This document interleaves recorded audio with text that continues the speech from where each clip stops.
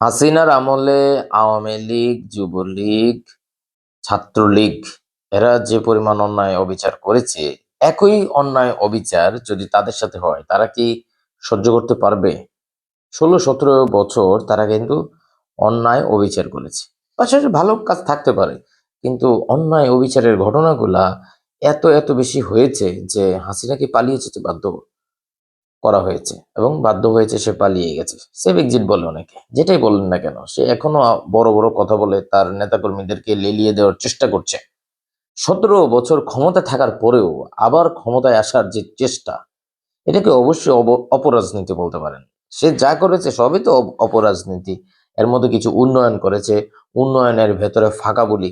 এখন দেখেন, আমি যে বিষয়টা নিয়ে কথা বলতে চাই, আপনাদের মনে আছে ওবায়দুল কাদের, কাউয়া কাদের যাদেরকে আপনারা বলেন, আহ মানে সে কি বলেছিল, আওয়ামী লীগ ক্ষমতা থেকে যদি চলে যায় লাখ লাখ আওয়ামী লীগের কর্মীরা মারা পড়বে, এই ধরনের একটা কিন্তু বক্তব্য সে দিয়েছিল। দেখেন, হাসিনা পালিয়ে যাওয়ার পর আওয়ামী লীগের কতজন নেতা মারা গেছে বা কর্মী কতজন মারা গেছে, মেরে ফেলছে এরকম কতজন। দেখেন, এখন অনেকে বলবেন যে ভাই, বিএনপির এরারে মারছে, এখন আওয়ামী লীগের এরারে মারবে কে? বিচার আছে। দেখেন, একটা ইট মারলে একটা পাটকেল খাইতে হয়। সেটার কারণেই ওবায়দুল কাদের বলেছিল যে আওয়ামী লীগ ক্ষমতা ছাড়লে, ক্ষমতা থেকে চলে গেলে তখন তাদের কি অবস্থা হবে। আমি আপনাদেরকে যে বিষয়টা বলতে চাই, 2015 সালের ঘটনা। 2015 সালের ঘটনায়, একটা ঘটনায় বিএনপির একজন ছাত্রদল নেতা, এখন বিএনপির দলেরই এখন ছাত্রদল নেতা 2015 সালে কি করেছে, নেতা নুরুজ্জামান জনিকে তুলে নেওয়া হয় এবং তার স্ত্রী তখন 8 মাসের অন্তঃসত্ত্বা। যারা বিয়ে করেছেন, বউ বাচ্চা আছে, তারা এই জিনিসটা ফিল করতে পারবেন। 8 মাসের অন্তঃসত্ত্বা বউকে রেখে তাকে তুলে নেওয়া হয়। 1 মাস পরেই হচ্ছে তার প্রথম সন্তান, দ্বিতীয় সন্তান না, প্রথম সন্তান।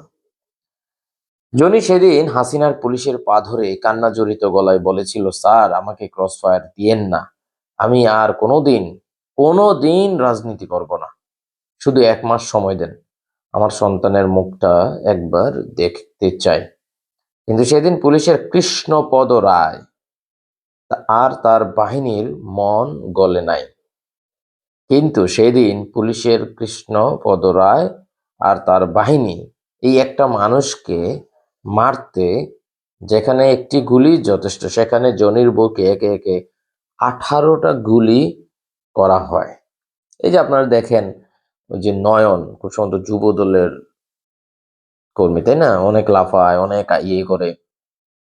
হ্যাঁ, তাকে নিয়ে অনেক অভিযোগ থাকতে পারে 5ই আগস্টের পর, কিন্তু 5ই আগস্টের আগে তাকে যে পরিমাণ অত্যাচার, মানে খুব ভয়াবহ এর মধ্য দিয়ে যেতে হয়েছে, এই বিষয়গুলো কিন্তু অস্বীকার করতে পারবেন না। এখন আপনার সাথে কেউ যদি অনিয়ম করে, আপনার সাথে কেউ যদি খুব বাজে ব্যবহার করে, আপনি সাথে সাথে এটা রিয়াক্ট করেন, তাই না? করেন তো, আপনি মানুষ, মানুষ মাত্রই সেটা করবেই। ঠিক আছে। এখন ছাত্র দল করে যারা, অথবা ছাত্রলীগ যারা করে, এদের মধ্যে ভালো নাই যে বিষয়টা এরকম না, ভালো আছে খারাপও আছে। এখন খারাপের পরিমাণটা বেশি হয়ে গেছে, যে কারণে বাংলাদেশ ভুক্তভোগী।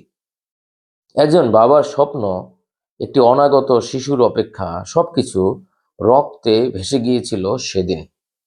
সেদিন আওয়ামী লীগের যারা ভালো, তারা যদি এই ঘটনার আহ মানবাধিকারের দিক থেকেও যদি, মানবিক দিক থেকেও যদি তারা সমালোচনা করত, তাহলে হাসিনা ফেসিস্ট হয় না, স্বৈরাচারী এই সিদ্ধান্তগুলো নিতে পারতো না।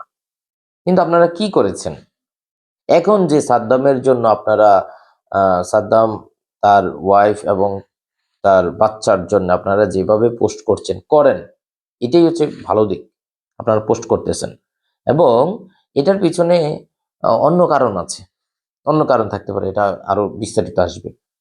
কিন্তু এই যে বিএনপির, মানে এই যে ছাত্র দলের এই নেতাকে গুলি করে মেরে ফেলাইলো, সে বলল যে আর জীবন আর না রাজনীতি করব না, তাকে বাঁচতে দেওয়া হয়েছে? হয়নি। শুধু এই ঘটনাটা না, এমনও ভিডিও আছে সে বলেছে যে শুধুমাত্র রাজনীতি করার কারণে, ছেলের রাজনীতি, সন্তানের রাজনীতির কারণে বাবাকে মেরে ফেলছে। এটাও কিন্তু আমরা দেখেছি। So, এই যে আমরা প্যারোলে মুক্তি দেওয়ার জন্য বলা হয়, এই জিনিসগুলার তিক্ত অভিজ্ঞতা হাসিনার আমলেও ছিল। আমরা এগুলো শুনেছি, দেখেছি, সোশ্যাল মিডিয়ায় প্রচুর ভাইরাল হয়েছিল। কিন্তু কি কোনো চেঞ্জ হয়েছে? চেঞ্জ হয় নাই। তো সেদিন জনির অন্তঃসত্ত্বা স্ত্রীর আহাজারি আজকের সুশীলদের কানে কি পৌঁছায় না?